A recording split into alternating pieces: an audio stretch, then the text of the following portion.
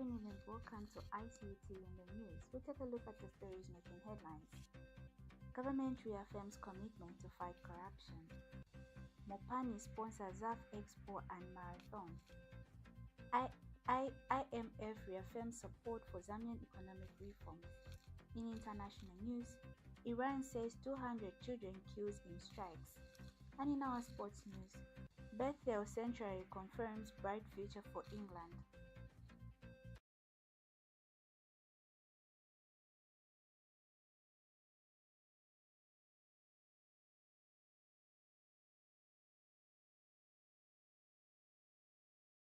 With the news in details, my name is Ruth Mirongo. Minister of Information and Media Honorable Cornelius Mwita has reaffirmed government commitment to fighting corruption. This follows a meeting held with Transparency International Zambia to discuss way of strengthening integrity, accountability, and transparency. Mr. Mwita says corruption remains a serious challenge that undermines development and public trust. He stated that government is committed to addressing the problem through stronger institutions and transparent systems. He also noted that Zambia has taken note for the December 2025 Corruption Perception Index findings. He added that the Economic Crime Court is an important step ensuring justice and deterring corrupt practices. Meanwhile, Transparency International Zambia Chapter President Priscilla Chansa has recommended stronger actions in health sector.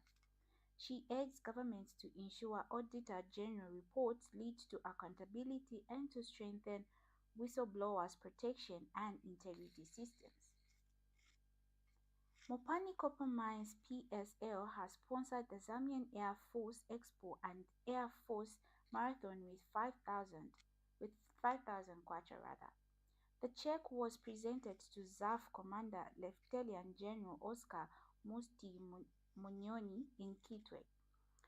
The company is the diamond sponsor of the 2026 event. Lieutenant General Nyoni thanked Mopani for the support. He said that gesture shows strong cooperation between the defense sector and the mining industry. He added that the mining sector plays an important role in Zambian economic development.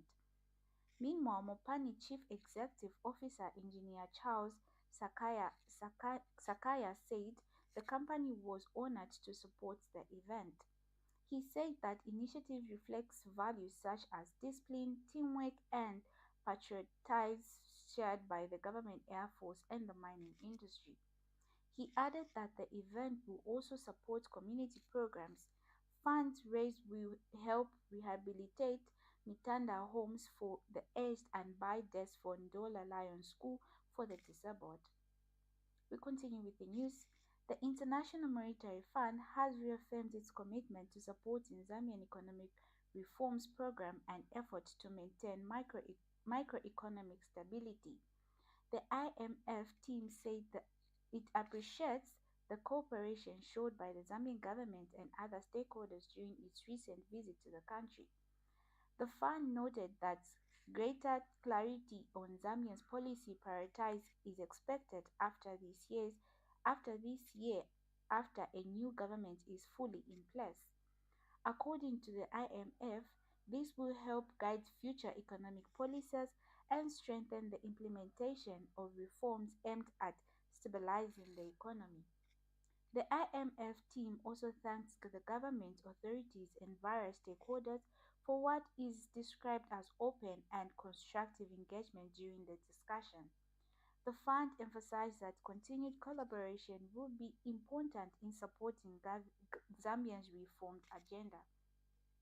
During the visit, the IMF delegation held meeting with President Hakainde Hichilema, Finance Minister Tumbeko Msokotwani, Bank of Zambia Governor Danny Kaliela, senior government officials and representatives from civil society organizations and development parties. The meeting focused on Zambian economic progress and future policy direction. We'll take our first break. Coming up is our local news. the Information and Communications University is driving the thrill for the nation in research and development. Enroll now for full-time and distance programs in the School of Engineering, Humanities, Business and Education. To apply, visit our website at www.icuzambia.net or call us on +260 211 221 662 or 0966 342 359. Sponsorship is available. Enroll now.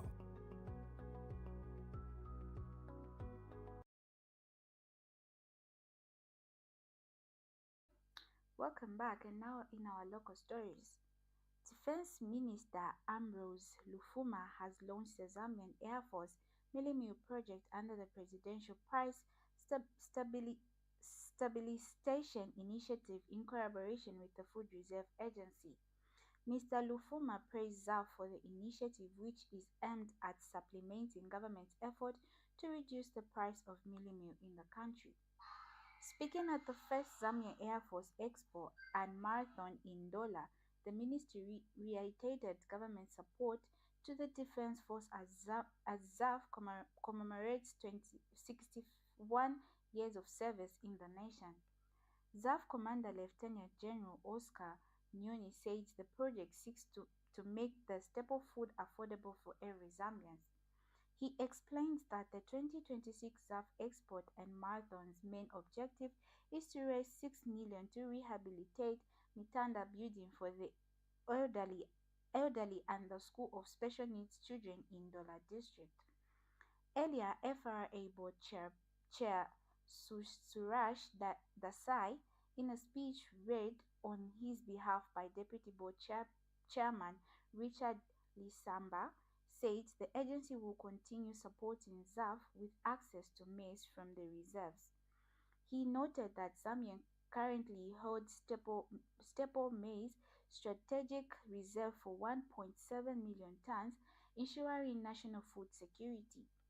Meanwhile, ZAF Expo and Marathon Diamond sponsor Mopani and Access Bank placed continued support to future Air Force initiative that promotes socio-economic development. President Hakainde Hichilema has urged young people to be intentional about building their future in Zambia instead of seeking opportunities abroad.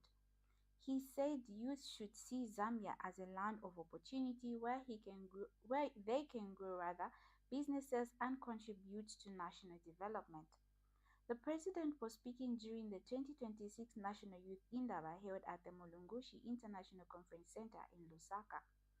He said government remains committed to supporting young people through education, skills development, and entrepreneurship programs. Mr. Hichilema also announced plans to increase internship opportunities in government institutions and parastatals. He said officers will also be deployed in constituency to help young entrepreneurs improve their project proposal.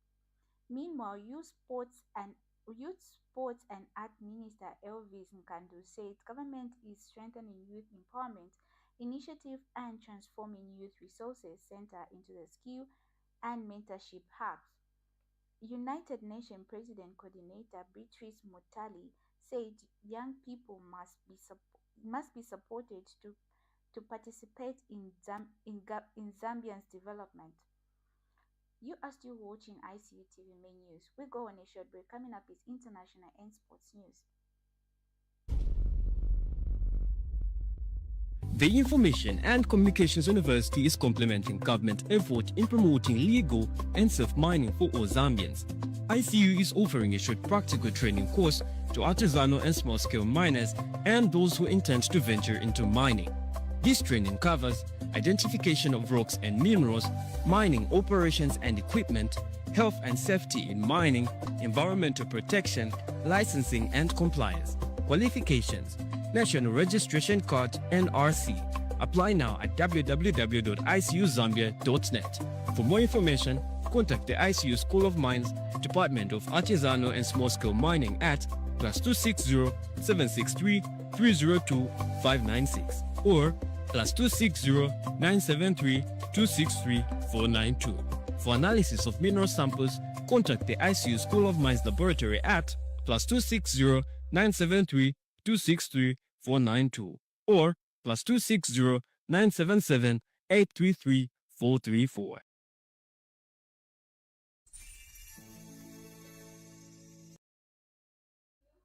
Welcome back, and now in our international news.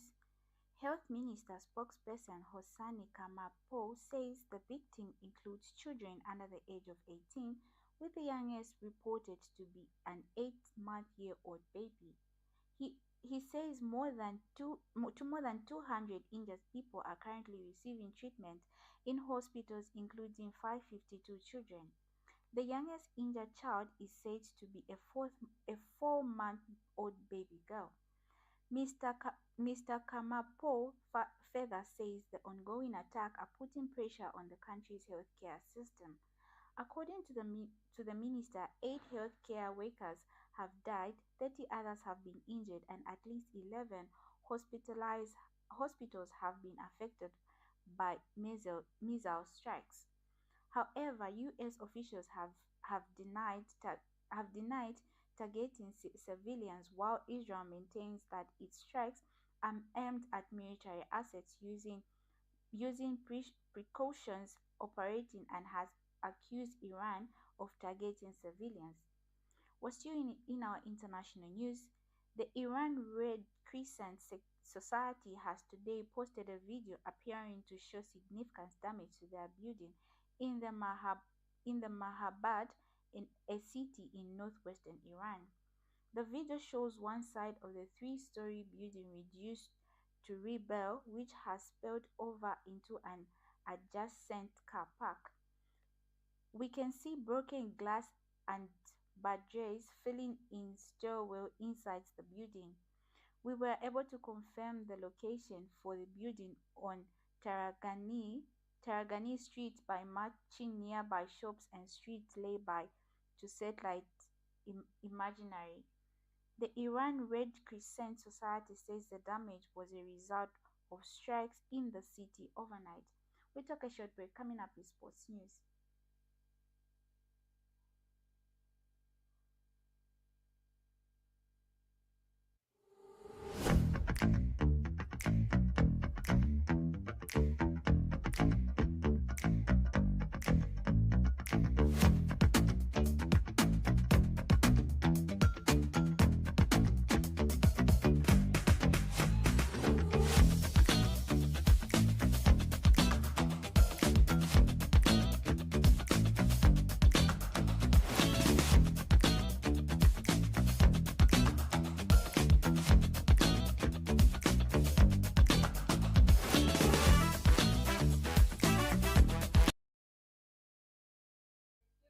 Welcome back, and now in our sports news, England cricketer Jacob Bethell has strengthened his reputation as one of the country's most promising young players after scoring a century against India in Mumbai. Although England lost the match, Bethell's performance has been widely praised. The 22-year-old has had a remarkable rise in international cricket. At the beginning of September, Bethell had not scored a century in any forms of professional cricket. However, he has now scored 3 international centuries, one in each format in the game. The achievement places him among a small group of England players who have reached this milestone. Bethell joins Harry Brook, David Malan, and Joe Bottas as England player who has scored centuries in all 3 formats. He is also the youngest player to achieve the record, highlighting the bright future in the national team.